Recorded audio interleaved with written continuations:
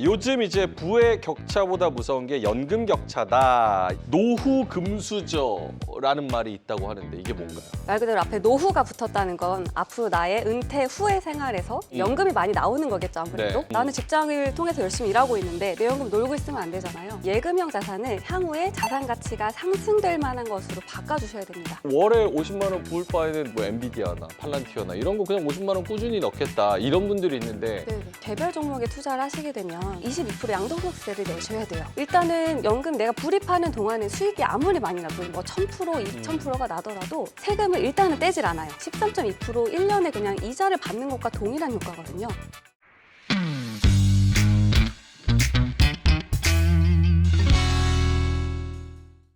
네, 지구 위의 모든 돈 되는 이야기 글로벌 투자 생활 명민준입니다. 자, 하루하루 일은 열심히 하지만 이 내 돈은 혹시 쉬고 있는 건 아닐까요? 이 같은 돈인데 어떤 건 불어나고 또 어떤 건 제자리죠. 돈에도 리듬이 있습니다. 멈춰 있는 돈은 서서히 가치를 잃지만 꾸준히 흐르는 돈은 점점 불어나는데요. 그래서 준비했습니다. 오늘의 글투템, 잠자는 돈을 깨우는 자동 항해 시스템 연금 펀드 지금부터 제대로 뜯어보도록 하겠습니다. 네, 오늘 우리가 파헤칠 주제는 바로 인생의 이막을 바꾸는 진짜 돈의 흐름인데요. 이제는 연금도 AI처럼 자동으로 굴러가는 시대라고 합니다. 노후의 부를 결정짓는 건 얼마나 오래 일했느냐가 아니라 내 돈이 그동안 얼마나 똑똑하게 일하느냐겠죠. 오늘 그 해답을 함께 짚어주실 분입니다. 미래에셋증권에서 나오셨는데요. 연금 컨설팅팀의 유하나 선임 매니저 나오셨습니다. 어서 오세요. 안녕하세요. 네, 노후 금수저라는 말이 있다고 하는데 이게 뭔가요? 노후 금수저, 뭐 흑수저, 금수저가 지금 태어날 때부터 정해진다고 하잖아요. 네. 말 그대로 앞에 노후가 붙었다는 건 앞으로 나의 은퇴 후의 생활에서 금수저, 이제 연금이 많이 나오는 거겠죠, 아무래도. 네. 뭔가 수익 상출이 계속적으로 네. 월급 이상으로 들어온다. 뭐 이런 개념이라고 보시면. 이거 되게 주관적인 거겠지만 네. 노후 금수저라고 불리려 그러면은 네. 얼마 정도 한 달을 받으면은 금수저라고 불릴 수 있을까요? 최소 월 1000은 돼야 되지 않을까요? 와, 연금으로 네. 월 1000. 뭐 연금뿐 아니라 네. 뭐 부동산 임대 소득도 될 수 있고 어... 오랫동안 근로하셨다면 네. 국민연금도 꽤 나오실 겁니다. 미래에셋증권이랑 잘 하면은 요 월 1000 가능한 건가요? 가능하죠. 그래요? 네. 알겠습니다. 오늘 믿고 가보겠습니다. 네. 알겠습니다. 요즘 이제 부의 격차보다 무서운 게 연금 격차다 이런 말도 있는데 똑같이 뭐 30년을 일하고도 누구는 이제 여유롭게 여행 다니고 또 누구는 매달 이 생활비 걱정을 하기도 하는데 이 차이는 근본적으로 어디서 나오는 겁니까? 아무래도 어떤 걸로 운용하느냐가 가장 클 것 같습니다. 그러니까 뭐 똑같은 자금을 납입을 하더라도 입금을 똑같이 하게 되더라도 나중에 받게 되는 연금은 2배 가까이 차이가 나는 경우도 발생을 하거든요. 한번 예를 들어 보면 달마다 50만 원씩 30년간 불입을 한다고 가정을 해볼게요. 50만 원씩 네. 30년. 근데 한 A 투자자는 연 수익률로 2%가 나왔고요. B 투자자는 연 수익률로 5%가 나왔다고 네네. 가정을 했을 때 이거를 FV 미래 가치를 현재 가격으로 이제 환산을 해보면 2%로 운용하신 분 같은 경우에는 2억 4,600만 원이 나오게 되고요. 5%로 30년 동안 50만 원씩 운용하신 분의 경우에는 4억 1,700만 원이 나오게 됩니다. 이 차이가 무려 1억 7천만 원이나 돼요. 네. 그래서 이거는 거의 70% 넘게 차이가 나는 거거든요. 그러면 이게 왜 이런 차이가 나느냐? 똑같이 50만 원씩 30년 불입한 거는 똑같은데 말 그대로 연 수익률의 차이거든요. 네. 그래서 이 수익률이 어떻게 달라지게 되냐면 어떤 상품으로 운용하느냐, 내가 이걸 예금으로 하느냐, 아니면 뭐 ETF나 펀드로 하느냐 이런 것들에 따라서 이제 차이가 발생한다고 보시면 될 것 같습니다. 근데 2% 수익률이랑 5% 뭐 수익률 이렇게 비교를 또 해주셨는데 네. 우리가 기본적으로 알고 있는 경제 상식은 네. 수익률이 높으면 높을수록 리스크가 높다. 그래서 만약에 이런 식으로 단순 계산을 하면 네. 코인 하는 쪽 이렇게 해가지고 네. 연금해서 뭐 연수인 한 200% 땡기면 훨씬 격차가 크지 않겠냐 이런 생각을 하게 될 텐데 네. 이 리스크의 차이와 이 수익률의 차이 여기서는 어떻게 계산이 될까요? 물론 이게 하이 리스크 하이 리턴 말씀하신 대로 정확합니다. 근데 아무래도 이게 서로 상관관계가 낮은 자산을 골고루 가치 편입을 하게 되면 변동성이 낮아지게 돼요. 그게 굉장히 중요합니다. 연금 예. 자산에서는. 네. 그러면 요거를 운용하는 팀의 능력도 굉장히 중요하겠네요. 물론이죠. 네. 거기 미래에셋이 잘하고. 잘하죠. 저희가 현재 굉장히 많은 자금이 미래에셋으로 네. 연금 자산이 들어오고 있습니다. 알겠습니다. 퇴직연금의 80% 이상이 예금이나 원리금 보장 상품에 머물러 있다. 결국엔 이 뜻은 뭐냐면 직장인은 열심히 일하는데 연금은 좀 놀고 있는 상황이다. 이 연금을 좀 일하게 만들려면 구체적으로 어디서부터 어떻게 손을 봐야 되나요? 말 그대로 연금이 80% 이상 예금으로 운용이 되고 있다는 건 정말 놀고 있다 이 말입니다. 나는 직장을 통해서 열심히 일하고 있는데 내 연금 놀고 있으면 안 되잖아요. 그러니까 말 그대로 예금형 자산을 향후에 자산 가치가 상승될 만한 것으로 바꿔주셔야 됩니다. 쉽게 설명을 해드리면 연금 가입자분들은 대부분 워낙에 바쁘셔서 이런 연금 자산을 운용하는 거에 대해서 굉장히 등한시하고 계세요. 네. 근데 아까도 설명드렸지만 연금 수익률에 따라서 받게 되는 자금이 2배 가까이 차이가 날 수 있기 때문에 네네. 아무래도 본업 바쁘시는 걸 감안했을 때 알아서 자산을 자동 배분해주고 알아서 운용해주는 그런 자동 항해형 상품으로 바꾸시는 게 조금 현명하실 것 같습니다. 요즘도 근데 연금이 이제 글로벌 시대다라고 해서 예금 대신에 전 세계로 연금을 굴리는 그런 형태로 나오고 있습니까? 그렇죠. 글로벌로 자산 배분하는 게. 그 미국도 투자하고 중국도 투자하고 그렇죠. 이런 식으로 배분을 그럼요. 하는 거예요? 네.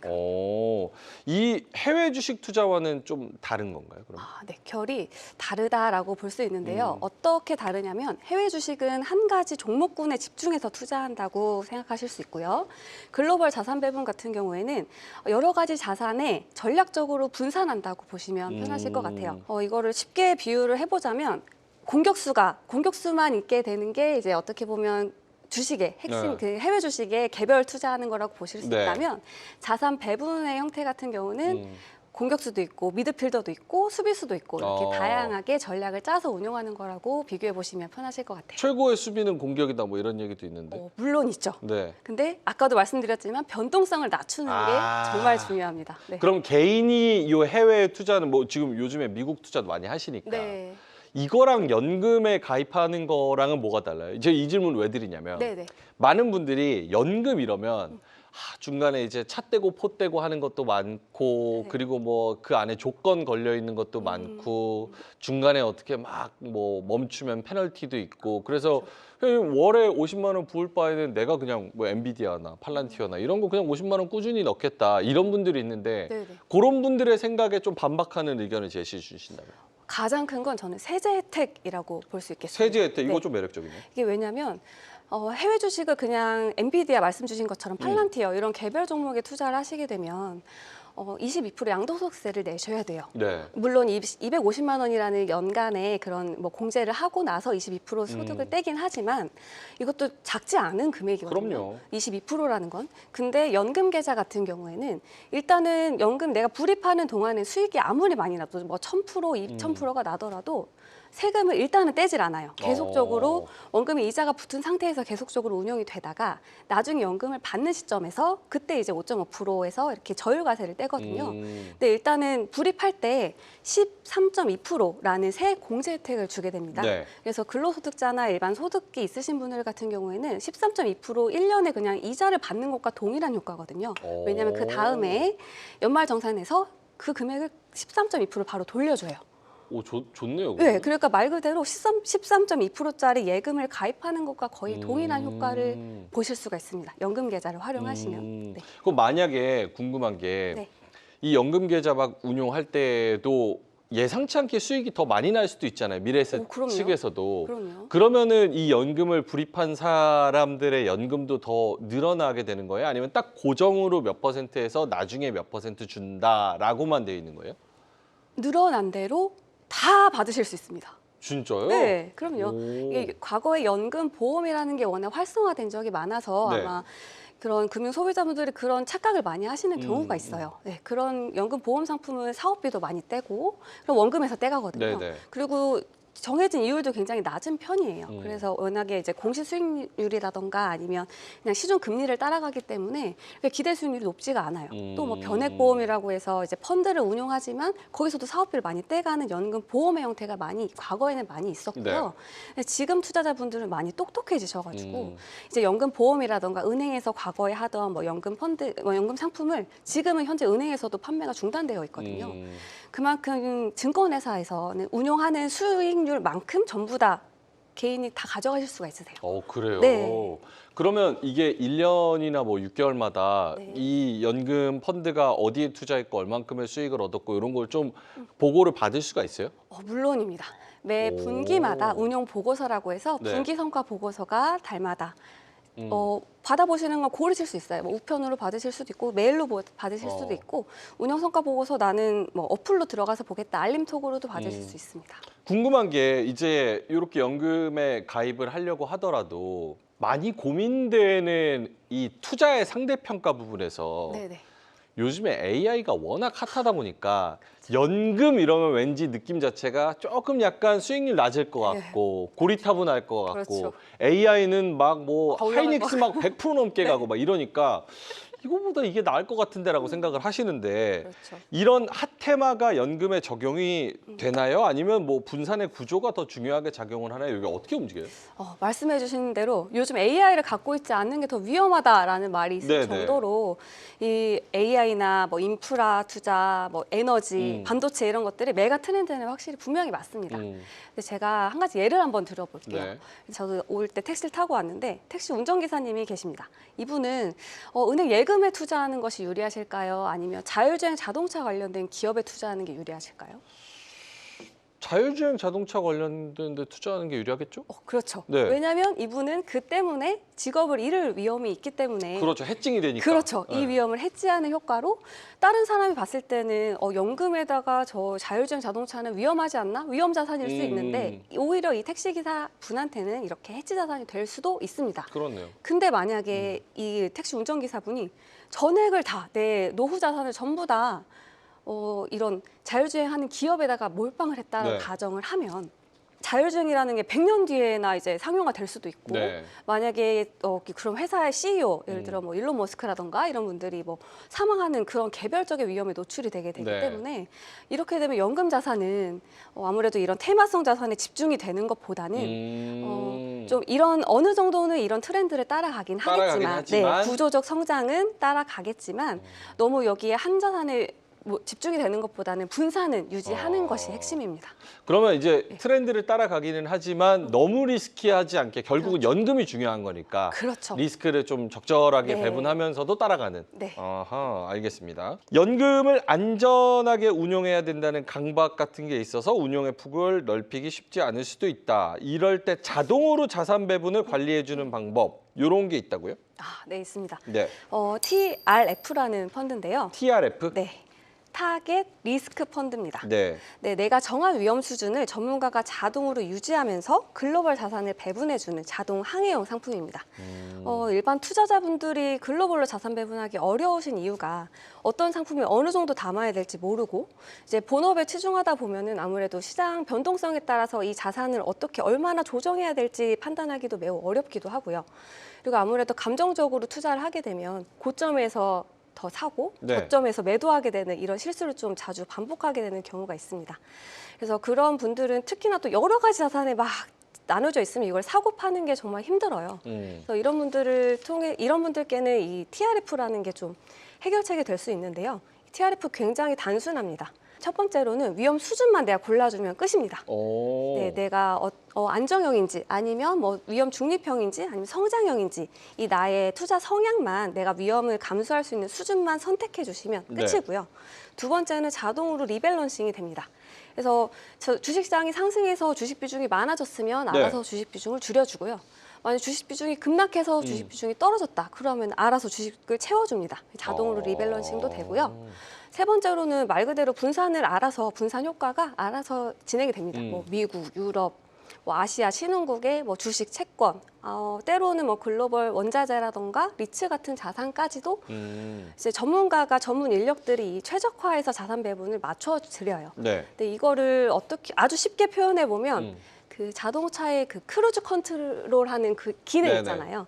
이거를 나는 속도만 맞춰놓으면 이 자동차가 알아서 운용을 해주잖아요. 그러니까 말 그대로 제가 위험 자산 수준, 위험 관리할 수 있는 수준만 딱 맞춰놓으면 이제 크루즈 컨트롤 기능처럼 알아서 운용해준다라고 보시면 네, 편하실 것 같습니다. 그러면 만약에 성장형을 고른다고 치면 위험 자산 막 70% 이렇잖아요. 그러면 이거는 제가 뭐 10년 동안의 히스토릭한 그런 흐름을 보면은 갑자기 마이너스가 됐을 수도 있다가 또 플러스가 될 수도 이렇게 좀 변동폭이 좀 심하겠네요. 그렇죠, 맞습니다. 아, 근데 그대로 끌고 오는 거다. 네, 유지를 쭉 하게 됩니다. 아, 제가 매도하기 전까지는. 마진콜 나는 경우는 없고. 마진콜은 날 수가 없어요. 왜냐하면 선물 옵션이나 이런 걸로 운용하는 게 아니라 네. 예, 실물 자산으로 운용을 하기 때문에 네. 마진콜이라는 개념은 전 자산을 날릴 수 있는 위험이잖아요. 네.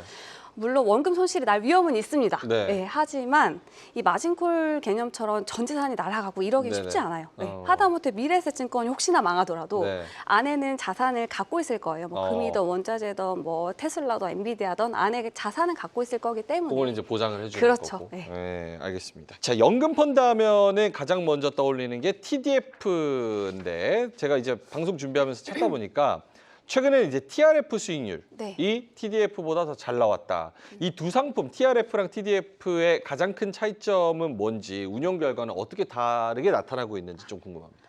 네, 일단 두 가지 다 자산 배분 솔루션이라는 건 같습니다. 근데 이제 다만 차이점은 운용하는 이제 목표 기준점이 굉장히 두 개 다 다릅니다. 네. 일단 TDF, 타겟 데이트 펀드 같은 경우에는 은퇴 시점이 기준이 되고요. TRF의 경우에는 그 위험 수준이 기준이 됩니다. 운용 방식도 다른데요. 일단 TDF, 타겟 데이트 펀드 같은 경우에는 은퇴 시점이 가까워질수록 점점 위험 자산 비중을 자동적으로 낮춰줍니다. 이제 글라이드 패스라고 하는데요. 반면에 TRF의 경우에는 이 투자 기간 내내 이 주식이나 채권 비중을 그 리스크 수준에 따라서 일정하게 제가 매도하기 전까지는 유지를 하게 되는 가장 그 운용 방식의 차이점입니다. 그 TDF 2030 이런 거 되게 많이 들어보셨을 거예요. 말 그대로 2030년에 나는 은퇴한다고 타겟을 잡고 네. 2030년이 가까워지면 점점 위험 자산 비중을 줄여주게 되고요. 뭐 TRF 성장형 이러면 이제 70대 30 이렇게 위험 자산 70을 쭉 네. 가져가게 되기 때문에 운용 수익률이 최근에 차이가 났었던 이유는 시장 상황이 좋기 때문에 위험 자산 비중을 줄였던 TDF보다는 위험 자산 비중을 줄이지 않고 똑같이 유지했었던 TRF의 경우가 시장 상승의 효과를 더 누릴 수 있었기 때문에 수익률이 더 좋았습니다. 네, 그래서 만약에 나는 이 일관적으로 장기적으로 이 정도의 위험도를 감수하고 싶다라고 하시는 투자자분들은 TRF가 오히려 더 적합하실 수 있습니다. 그러면은 TRF도 연금 펀드인 거예요? 네, 맞습니다. 근데 연금 펀드인데 만약에 어느 정도 내가 계속 50만 원씩 이렇게 납입을 했는데 원래는 한 30년 목표로 했다가 한 10년 만에 내가 생각하는 목표치가 예를 들어서 월천이 채워졌어요. 네. 그럼 중간에 그냥 끊을 수도 있어요? 물론입니다. 네, 중간에 매도하시고 다른 걸로 더 안전한 걸 바꾸실 수도 있고요. 오. 저 금액도 조절하실 수도 있고 다 가능합니다. 그럼 저 같은 사람이 이제 TRF 좀 하다가 좀 위험하게 뭐 장이 좋거나 이러면 네. 위험하게 좀 운용하다가 바꿔도 되고. 네. 알겠습니다. TDF는 이 D가 뭐예요? TRF는 데이트. 타겟 리스크 네. 펀드고 그렇죠. 타겟 데이트 펀드. 네, 날짜를 은퇴 시점에 맞춘다. 네. 저는 TRF에 조금 더 마음이 가는데 정확히 이게 어떤 방식으로 조금 위험 수준을 좀 유지하는지 TRF 내에서도 위험 수준에 따라서 이제 상품이 바뀌는지 그런 것도 좀 궁금해요. 네. 일단은 이 위험 수준이라는 게 그 위험 자산 보유한 정도입니다. 그 위험 자산 보유한 정도에 따라서 이제 안정형은 30% 이내, 뭐 중립형은 50% 이내, 이제 성장형은 70% 이내 위험 자산 보유 비중에 따라서 이렇게 나눠지게 되고요. 위험 자산이라고 하면 네. 대체적으로 주식이겠네. 주식이죠. 대체적으로 주식이죠. 그러면은 이제 이걸 어떻게 유지하냐면 뭐 중립형의 경우 주식 자산 50%, 채권 자산 50%라고 이제 정상 상태일 때 이렇게 가정을 하면 주식 시장이 급등해서 20% 하게 되면 이제 주식 비중이 60%로 늘어나잖아요. 네. 그럼 요거를 알아서 10%는 매도해서 다시 비중을 50대 50으로 가져가게 되는 이런 형태로 이제 위험 비중을 맞추게 됩니다. 네, 알겠습니다. 시장이 출렁일 때도 TRF는 일정한 비중을 유지한다. 이게 뭐랄까요? 시장이 변동성이 만약에 크다고 하면 좀 위험한 거 아니야? 라고 생각하시는 시청자분들도 계실 것 같은데 이런 변동성 속에서 리밸런싱은 구체적으로 어떤 시스템으로 이루어지게 되는지. 그래서 이게 위험하다 느끼실 수 있다는 게 처음에 그래서 이 내 성향에 맞는 리스크를 이제 선택하는 게 중요합니다. 네. 이 상품 같은 경우에 TRF 같은 경우에는 뭐 안정형도 있고 중립형도 있고 성장형도 있게 이렇게 다양하게 이제 등급별로 나눠져 있기 때문에 투자자분은 내가 수용 가능한 리스크 안에서 이 상품을 선택하실 수가 있고요. 그 리밸런싱 같은 경우에는 그 개인의 이제 감정을 배제한 상태로 기계적으로 운용이 되기 때문에 네. 개인 투자자가 흔히 하실 수 있는 실수인 이제 고점에서 더 사고 저점에서 아. 팔게 되는 이런 실수는 아무래도 좀 피할 수가 있게 됩니다. TRF는 실적 배당형 상품이라서 원금 보장이 안 된다. 그러면 이제 위험한 거 아니야? 나는 연금을 뭐 30년 동안 열심히 넣었는데 네네. 막상 내가 딱 가져가려고 보니까 마이너스 30%. 이거 뭐 아파트 가격 막 오르고 물가는 막 다 오르고 그랬는데 그럴 우려도 나올 수 있을 것 같은데 네. 생각해 보면은 그 동안에 이제 차트를 보면은 항상 주식은 이제 부침은 있지만 우상향을 했었고 그렇게 생각하면은 원금보다는 분명히 플러스가 될 것 같은데 장기적인 투자 관점에서는 이제 어떤 식으로 좀 접근을 해야 되나요?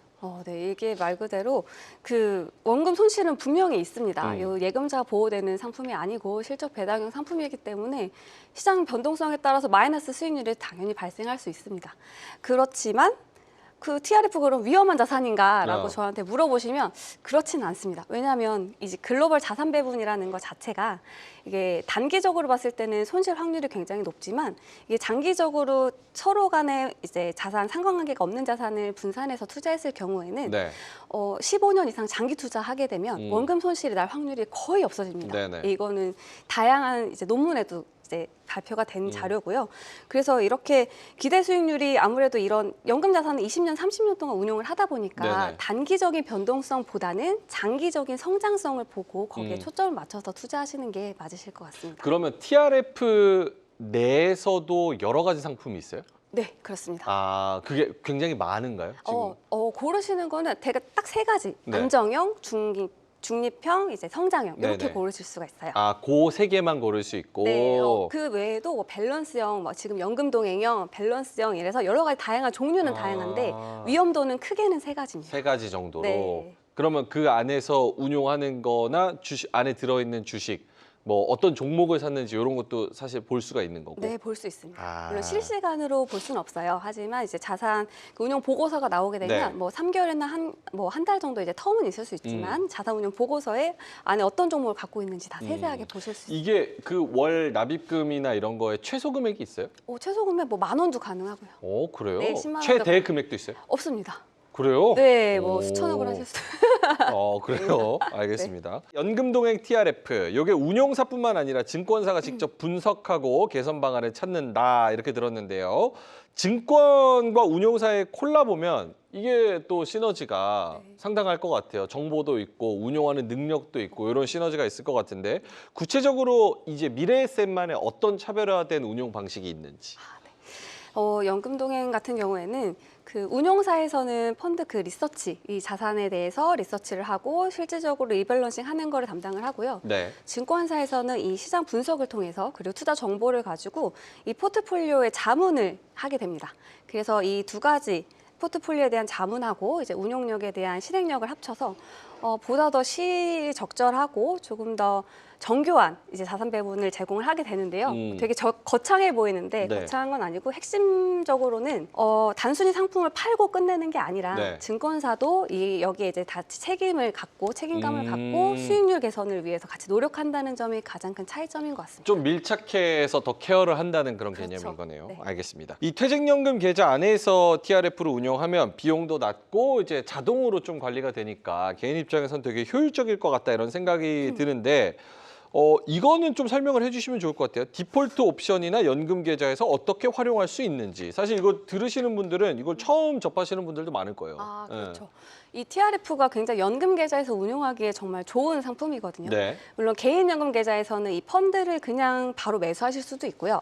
디폴트 옵션이라 그래서 그 퇴직연금 가입자분들 있죠. 뭐 네네. DC라던가 IRP에 가입하신 분들 같은 경우에 그 디폴트 옵션이 뭐냐면 별도의 내가 가입자분이 별도의 운용 지시를 지시하지 않았을 경우에 처음에 사전에 지정해 놓은 상품으로 자동이 매수되는 이제 제도를 디폴트 옵션이라고 네네. 합니다. 이 디폴트 옵션 안에 이 TRF 상품이 여러 가지 들어가 있어요. 그래서 이 디폴트 옵션 안에서 TRF 상품을 선택을 하실 수도 있거든요. 여기에 장점이 뭐냐면 대부분 투자자분들 이건 잘 모르시더라고요. 왜냐하면 연금 계좌에서 펀드를 운용하면 일반 계좌보다 수수료나 운용 보수가 저렴한 건 잘 알고 계시죠? 네. 근데 요거를 또 온라인 계정, 연금 계좌 중에서도 온라인 계정 펀드를 하시면 수수료가 더 저렴한 것도 알고 계세요. 근데 이 온라인 전용 펀드 계좌 펀드보다도 이 디폴트 옵션 펀드는 이 온라인 전용 펀드보다 더 운용 보수가 저렴합니다. 왜 그런 거예요? 아무래도 이게 금융당국에서 고용노동부나 금감원에서 이 디폴트 옵션이 페널티가 있으면 안 된다. 더 좀 우대를 해줘야 된다. 왜냐하면 이 디폴트 옵션이라는 제도 자체가 퇴직연금 자산에 신경을 쓰지 않는 분들을 위한 제도거든요. 예, 좀 나는 마음 쓰기 싫고 그렇죠. 신경 쓰기 싫어. 네, 그렇죠. 그런 분들한테 디폴트 옵션 제도를 자동으로 이건 설정해놔. 그럼 너가 아무것도 지정해놓지 않으면 이걸로 사전 지정한 걸로 알아서 운용을 해줄게. 2주 이상 현금으로 있으면 이걸로 운용해줄게. 이런 제도거든요. 그렇기 때문에 이 제도 안에서는 아무래도 일반 뭐 온라인 제도 펀드보다도 수수료를 더 저렴하게 가입자한테 좀 유리하게 적용을 해드리고 있습니다. 그러니까 쉽게 말하면은 기본 세팅 값으로 하면 좀 싸게 해줄게 이런 뜻이네요. 그렇죠. 네, 정확합니다. 네. 알겠습니다. 네. 정리를 하자면 TRF는 이제 내가 감당 가능한 위험 수준 요것만 정하면 네. 전문가가 알아서 글로벌 자산 기준으로도 요걸 굴려주는 자동 운용 시스템 같은 건데 그렇다면 시청자 입장에서 나한테 맞는 TRF는 뭘까? 아까 말씀하셨다시피 중립형도 있고 네. 조금 더 성장형도 있고 아니면 더 안정형도 있고 요거 내가 뭘 선택할지 나도 나를 모르겠어라고 한다면 요거를 어떤 기준으로 접근해야 되나요? 우선 보통은 연금 자산을 고를 때 은퇴 기간이라던가 은퇴 시점이라던가 내 나이라던가 아니면 투자 예상 기간을 보고 많이 설정을 하시는데 네. 이 TRF 같은 경우에는 아무래도 내 손실 감내 수준, 위험을 어느 정도 감내할 수 있는지가 가장 좀 중요한 지표인 것 같아요. 네네. 그래서 물론 이제 정답은 아니겠지만 이 손실 감내 수준을 한 예시로 제가 한 자가진단 서비스로 해서 자가진단을 한번 해보면 저를 자가진단 해주세요. 아, 네. 예, 저 관심 있습니다. 실제로 감사합니다. 저 잠재 고객이에요. 네, 예, 감사합니다. 잘해주셔야 돼요. 감사합니다. 예. 그러면은 한번 진단을 한번 좋아요, 해보겠습니다. 좋아요. TRF. 네.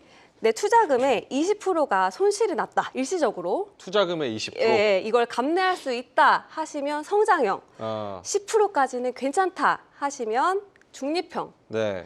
한 5%까지, 요 정도, 근데 넘는 건 좀 불안해. 그러면, 마이너스 5%? 네. 그러면 안정형, 이렇게 고르신다면, 네. 마이너스 20%는 그냥 기본 깔고 하는 거 아닙니까? 네, 그럼 성장형이 예. 적합하실 것 성장형. 같고. 네, 두 번째 질문을 드려볼게요. 고성장형은 없나요?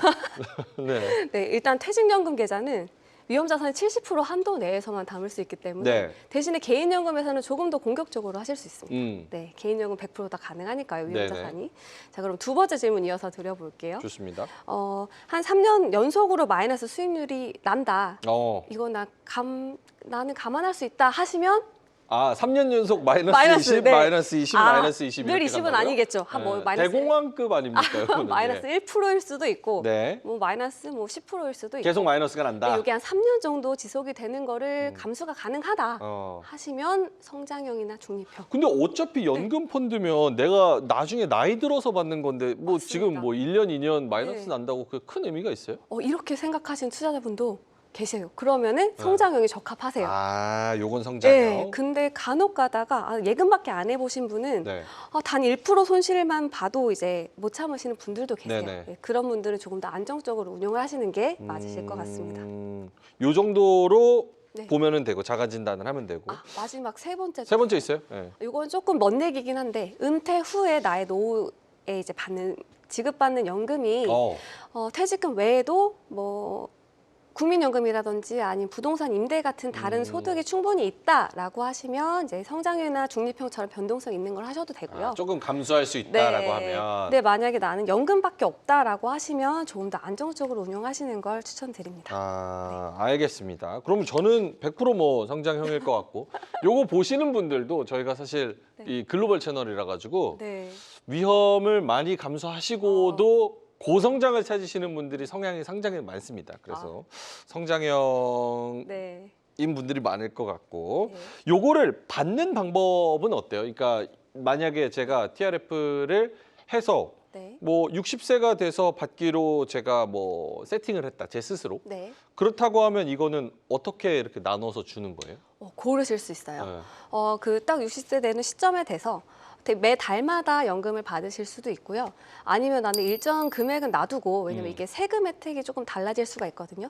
내가 냈었던 불입금에서 먼저 나오게 되는데 네. 이걸 다 받고 나중에 수익금에서 연금을 찾게 되면 1년에 이게 1,500만 원 넘게 찾게 되면 조금 더 종합소득세에 들어가실 수도 있어요. 네, 이런 것들을 좀 피하려면 뭐 일정 금액은 놔두고 나머지만 분할해서 받는 연금 네. 수령 방식도 있습니다. 그래서 이 어느 정도 나는 뭐 매 달마다 받고 싶어요. 아니면은 나는 일정 금액 말고 아니면 일정 금액을 놔두고 뭐 이렇게 받다가 아니면 중간에 중단했다가 나중에 받으실 수도 있어요. 예를 들어 그래요? 네, 초반에는 이렇게 하시는 분도 많아요. 왜냐하면 만 60세에서 연금 개시를 10,000원씩만 달마다 받게끔 해놨다가 70세부터 좀 많이씩 나오게끔 설계하시는 분도 계시거든요. 왜냐하면 연금소득세가 30% 세이브가 일단 초기 10년 동안 30% 절세가 되는데 네. 추가적으로 뒤에 이제 10년 이후 11년 차부터는 연금 수령한 지 11년 차부터는 40% 절세를 해드려요. 그래요? 네, 내야 될 세금에. 그래서 이렇게 설계를 하시는 분들도 요즘에 좀 부자분들은 좀 많이 계세요. 그건 존버형이네요, 진짜.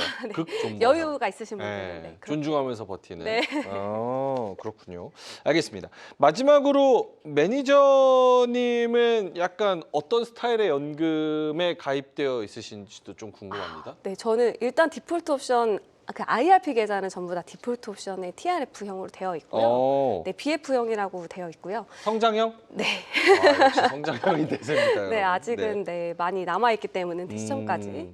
그리고 일부 자산은 ISA 계좌라고 해서 네. 그 ETF 특히나 레버리지나 또 공격적인 투자자시잖아요. 이렇게 성장성이 높은 자산, 특히나 해외 글로벌 ETF 같은 경우에는 수익률이 많이 나잖아요. 뭐 전력 AI 인프라라던가 뭐 이런 AI 관련된 핵심 그 기업들 모아놓은 ETF 같은 경우 수익이 굉장히 많이 났어요. 네. 근데 또 세금은 15.4% 일반 계좌에서 하시면 15.4% 세금 내셔야 되잖아요. 저 같은 경우는 ISA 계좌를 활용해서 여기는 1년에 2천만 원씩 해서 최대 이제 1억 원까지 납입을 할 수가 있고요. 이 계좌는 200만 원 일단은 절세, 200만 원까지 세금은 없고요. 그 외에는 9% 저율과세하고 끝납니다. 그래서 15.4% 내야 되는 이런 것들이 좀 없고, 두 번째는 이 ISA가 만기가 됐어요. 제가 예를 들어 이제 5년 내서 1억 원이 1억 2천이 됐어요. 네. 이거를 연금 계좌에 만기 때 엎을 수가 있어요. 그러면 세금을 이때 안 떼요. 그러면 이 연금 계좌로 넣고 연금을 탈 때 이제 세금을 떼게 되는.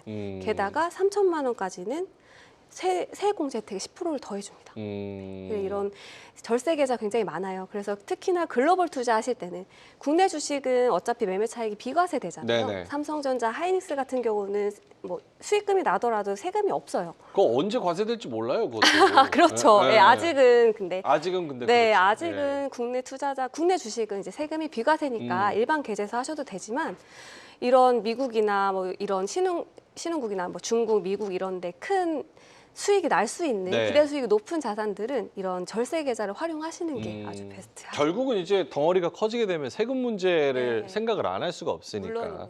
그런 부분에서 좀 유리할 수 있다. 알겠습니다. 가끔씩 이제 나오셔서 설명하시는 분들 보면 설명은 막 하시는데 네. 이제 본인은 이걸 안 하고 계신 경우가 있어가지고 제가 한번 여쭤봤는데 TRF 네. 매니저님도 또 가입이 되어 있으시고 알겠습니다. 요거 보시는 분들 마지막으로 연금, 내가 오늘 요 컨텐츠를 통해서 처음 한번 관심을 가지게 됐다라는 분들도 계실 텐데 이 연금 펀드나 뭐 연금 계좌 여러 가지 뭐 선택할 때 가장 좀 중요하게 생각해야 되는 그런 노하우, 팁들 이런 게 한두 개 정도 있으면 말씀해 주시면 좋을 것 같아요. 상품을 고를 때 팁. 일단 내 성향에 맞는 걸 하시는 게 가장 중요합니다. 이게 제가 말씀드린다고 해서 정답이 아니에요. 왜냐하면 네. 제 성향은 굉장히 공격적이고 뭐 이런 AI 전력 인프라를 굉장히 긍정적으로 보고 있기 때문에 ETF도 많이 투자하고 하고 있지만 반면에 저희 뭐 부모님 같은 분이라든지 아니면 20대지만 안전자산을 선호하시는 투자자분들도 물론 계시거든요. 이런 분들이 이렇게 변동성이 큰 자산을 하시는 거는 왜냐하면 불안해서요. 내 수익률이 마이너스가 되면 아까 말씀드렸던 것처럼 개인 투자자는 고점에서 사고 저점에서 매도하는 이런 실수를 많이 범하게 됩니다. 맞아요. 예, 그래서 아무래도 가장 불안하지 않게 내가 위험을 감수할 수 있는 수준 안에서 이제 투자를 하시는 게 좋고, 두 번째는 이렇게 글로벌로 자산을 배분해서 변동성을 낮추는, 이렇게 장기간 가져가시기 위해서는 변동성이 너무 크면 어떤 해 50%가 나더라도 네. 어떤 해 한 해 동안 마이너스 뭐 50%가 나게 그럴 수 되면 있죠. 이게 다시 반등해서 원금이 되려면 이게 50% 올라서는 100%가 되지 않거든요. 그쵸. 네, 그런 50% 올라도 75밖에 되지 않기 때문에 변동성이 너무 큰 자산은, 이런 장기 투자하는 연금 자산에 담는 거는 네, 옳은 습관은 아닌 것 같습니다. 알겠습니다. 네. 이게 또 꿀팁인 것 같고. 알겠습니다. 자, 그러면 오늘 우리 유하나 매니저님께서 좋은 얘기를 굉장히 많이 해주셨는데, 그래, 좋은 거 알겠어. 근데 이거 어디 가서 어떻게 찾는 건데라고 네. 상품 좋은 건 다 얘기했는데 판매 그 클릭 버튼이 없는 데가 많아요. 그러니까 말씀을 해주셨으면 이거를 어디 가서 어떻게 네. 가입을 하고 어떻게 찾아볼 수 있는지. 이거는 미래에셋증권 어플이 있습니다. M스탁 어플이 있는데요.